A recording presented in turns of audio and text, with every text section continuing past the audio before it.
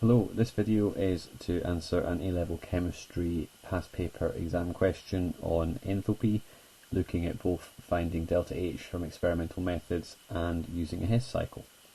So it's a June 2014 paper from an OCR F322 series. Right, so you're given the standard setup where there's a reaction here and students carried out the experiment and wants to find delta H. You're told the mass of one of your reactants and that it's added to an excess of the other reactant, and you're given the temperature change. So for these, there's always two steps you do at the beginning. Never quit, you find a number of moles, and then Q, you find the energy change. So a number of moles, looking at the chemical we've got, it's giving you a mass, so you're going to use the sample mass divided by the molar mass, so that's 106 for sodium carbonate, and that gives us 0.03 moles of Na2CO3. Looking down, it's 4 marks, and that would be your first mark. There is error carried forward at all points if you didn't get that. Now we need to find the energy change. Q equals mc delta T. Be careful, the M is mass, but it's not the mass that you're looking at there for the excuse me, for the sodium carbonate, but it's going to be the mass of the surroundings, the mass of the solution. And this paper, they've been very generous and actually told you the mass. Often you're going to get the volume and you simply have to assume that the density is 1, but here we can just take that 50. You're given C as 4.18, and they didn't even make you do a sum. You were just given 5.5. So if you put all of that together, it should pop out as 1149.5 joules. So that is going to be your second mark. Now you've got to convert from the amount of energy given by 0.03 moles to the amount of energy that would be released for 1 mole, and for that, as ever, you take the energy and you divide it by the number of moles. So that pops out at, if I quickly check my calculation from earlier,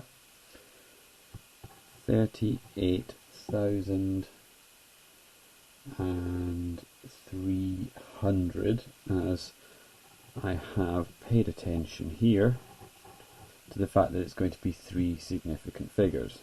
Now, the other thing I'm going to pay attention to, the units are in kilojoules per mole, and this gave us the amount in joules, so it's going to be 38.3, and then finally this is an exothermic reaction, which means delta H has to be negative. So all of that for the final mark and the calculation for the third mark. Right, part B of this question, it's one of the situations where you're given some extra information that almost seems to throw you off about booster rockets and spacecraft and some chemicals that you probably haven't heard of before.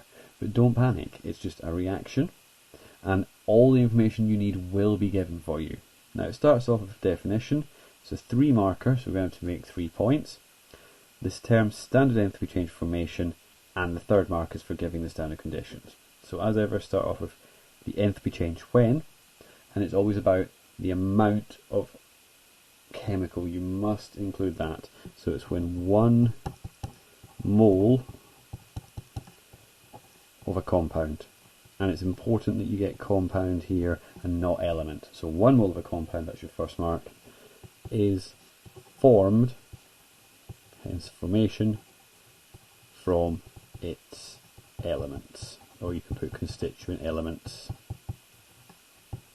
and these need to be in their standard states. So that's your 2 marks there, and then the standard conditions that you're given, you can either say 298 Kelvin or 25 degrees Celsius, and they tend to accept a whole range of different answers. I'm going to put down 100 kilopascals, but 1 atmosphere, 1 bar, 101 kilopascals, and then if you were asked, it would be 1 mole per decimeter cubed for a solution, but we have no solutions here. Right, on to the Hess cycle. So for this, we've got a whole table up here of enthalpies of formation. So we're told again enthalpy of formation. So you write the equation out, and then what you want to do is not jump ahead, read the full question while. So write the equation including the state symbols for the reaction. My apologies, I was getting so far ahead of myself getting my notes. So this is the important part that will feed into this. Write the equation including state symbols for the reaction that represents the standard enthalpy change of formation. So I've written in the product earlier, and what we need to do is simply put in what all of the elements here would be. So checking through only one nitrogen, making sure that we get the right state and the right formula. So it's N2 as a gas, so we need a half of that. Now chlorine is again a half of Cl2 as a gas. There's some hydrogen in there, 2H2 gas, and then 4 oxygens, and yes, I've just run out of space. It's going so well for this video. 2O2 gas. They gave you 1 mark if you got the correct species, so O2, N2, Cl2 and H2, and then the second mark was for balanced and the state symbols. Right, so now what I'm going to do is spot that this equation makes one of those, but here we've got 3 of them, and we need the elements down here, so everything in there is going to get multiplied by 3. So I've got 6O2, 3 over 2 nitrogen, 3 over 2 chlorine, 6 hydrogen, and I've still got that 3 aluminium. Always look for the direct root and call it A, and then the other 2 are B and C, because that way it's always A equals B plus C, and we'll be able to rearrange to figure out what we need. So let's just go through these one at a time. What's changing from A? Well, we're going from the elements to, wow, 3 whole chemicals. Right, let's just double check the question. We have to find the enthalpy of formation of just NO. Oh, hang on. Normally we're used to being asked to find the enthalpy change for one whole part of an arrow, but here we need to find out part of an arrow. So we're going to keep going. Let's just figure out all the bits that are involved in A. So it's going to be the standard enthalpy change of formation of aluminium oxide, and I'm going to put the numbers just down below as I go. So that's minus 1676, and then it's 1 aluminium chloride. Okay, that's up there. So standard enthalpy change of aluminium chloride, so that's plus minus 704, and then we're going to make ourselves 6 waters. Okay, so that's 6 enthalpy of formation of H2O, so that's plus 6 times negative 242, and then we're finding 3 of the standard enthalpy change of formation of NO, so I'm going to call that 3x, and that's our mystery. That's what we're going to try and calculate. So let's keep going down. B is this arrow here. There's no energy change to leave aluminium alone, so it's 3 standard enthalpies of formation of this lovely chemical NH4Cl O4.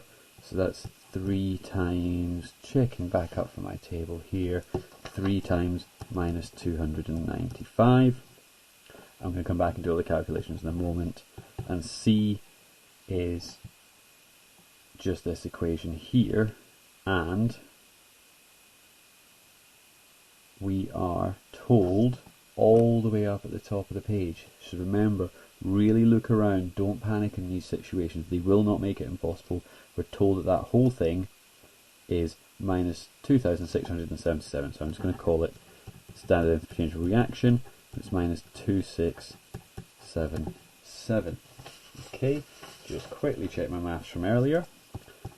So this one, B, is going to tally out at minus 885. C is sorted, and then if we continue with A, putting all of this lot together, A equals minus 3,832 plus 3x. Right, so we've got the value for A, we've got the value for B, we've got the value for C, but what we need is to figure out a component of A. So I'm going to write this all out as A equals B plus C.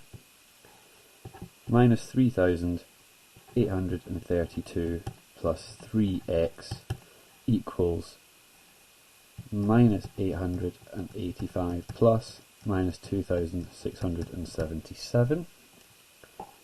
And then from there,